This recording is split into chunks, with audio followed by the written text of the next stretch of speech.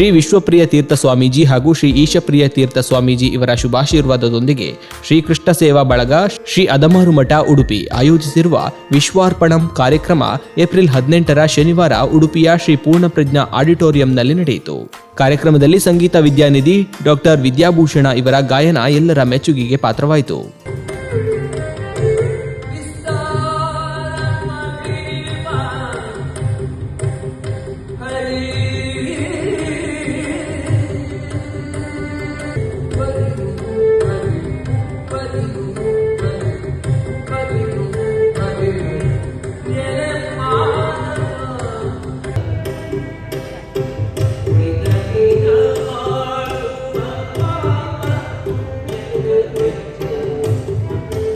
ಮದುವೆ ಅನ್ನೋ ಒಂದು ಲ್ಯಾವಿಶ್ನೆಸ್ ಅಲ್ಲ.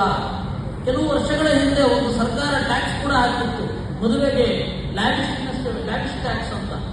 ಅಲ್ಲ, ಅದೊಂದು ಜೀವನದ ಅಗತ್ಯ. ನಾವು ಒಂದು ಒಳ್ಳೆಯ ಕೆಲಸಕ್ಕಾಗಿ ಒಟ್ಟಾಗುವುದು.